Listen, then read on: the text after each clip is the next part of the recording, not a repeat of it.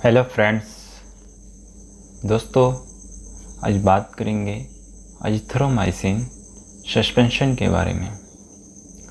दोस्तों जानेंगे azithromycin suspension के कॉमन ब्रांड नेम और इसके यूजेस के बारे में।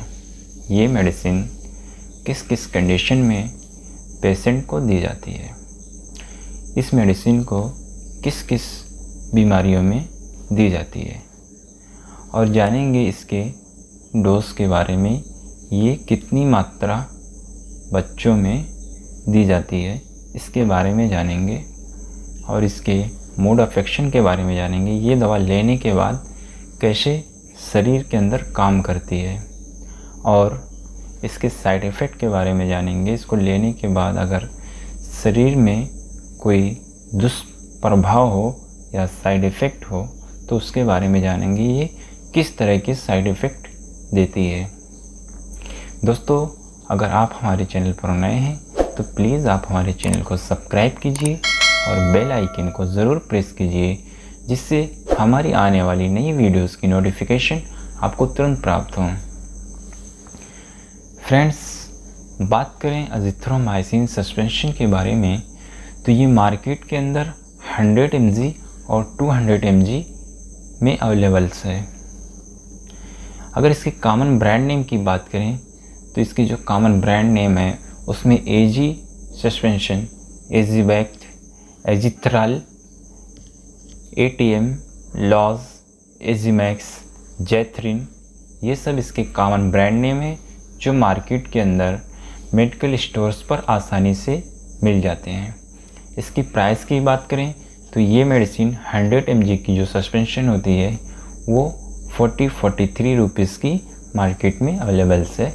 15 ml की जो सस्पेंशन होती है। दोस्तों अगर इसके यूजेस की बात करें तो इसके जो मोस्ट इम्पोर्टेंट यूजेस हैं, जो इसके उपयोग हैं, ये मेडिसिन एक एंटीबायोटिक मेडिसिन है जो बैक्टीरियल का इन्फेक्शन जब शरीर के अंदर हो जाता है, किसी भी पेशेंट को बैक्टीरिया का जब इन्फेक्शन हो जाता है तो उस इन्फेक्शन को ठीक करने के लिए ये मेडिसिन प्रिस्क्राइब की जाती है।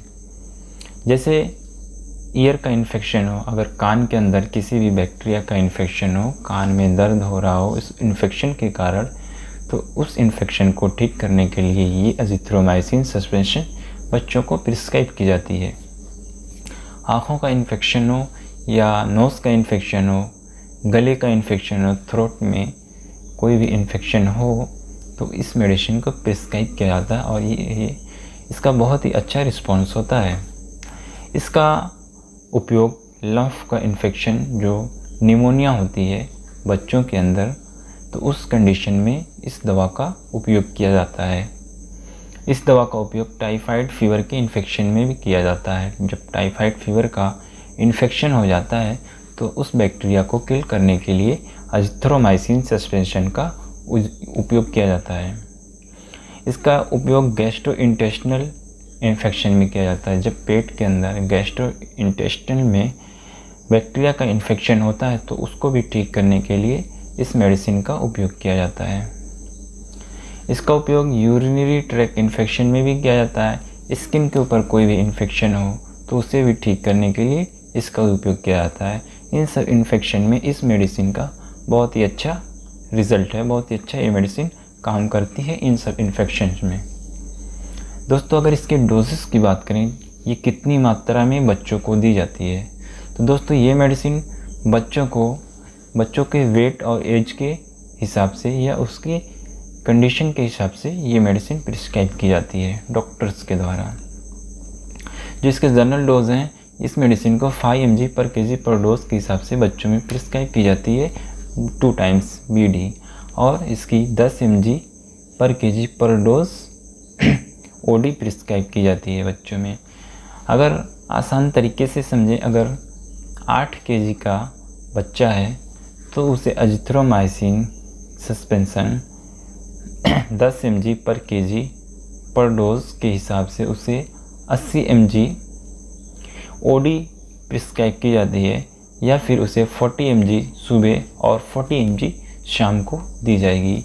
ये इसके डोज हैं जो बच्चों में दी जाती है। ये इसके प्रिस्क्राइब्ड डोज हैं। दोस्तों, इस मेडिसिन को कुछ कंपनियां पाउडर फॉर्म में बनाती हैं, कुछ रेडीमिक्स में बनाती हैं। तो इसको पाउडर फॉर्म की जो मेडिसिन होती है एजिथ्रोमाइसिन की सस्पेंशन, उसे डिस्टिल वाटर्स के द्वारा उसे तैयार किया जाता है, फिर उसे रूम टेम्परेचर पर रखकर बच्चों को दी जाती है। दोस्तों, अगर इसके मोड ऑफ एक्शन की बात करें कि एजिथ्रोमाइसिन लेने के बाद शरीर के अंदर कैसे वर्क करती है, अगर उसकी बात करें तो ये एजिथ्रोमाइसिन एक मैक्रोलाइड एंटीबायोटिक्स है जो बैक्टीरिया में प्रोटीन सिंथेसिस को इनहिबिट करती है, प्रोटीन सिंथेसिस को रोकती है बनने से, और जिससे बैक्टीरिया को ग्रो होने से रोका जाता है और बैक्टीरिया को किल किया जाता है, जिससे बैक्टीरिया मर जाता है और इन्फेक्शन नहीं फैल पाता है, और जो भी इन्फेक्शन होता है उसे ठीक किया जाता है।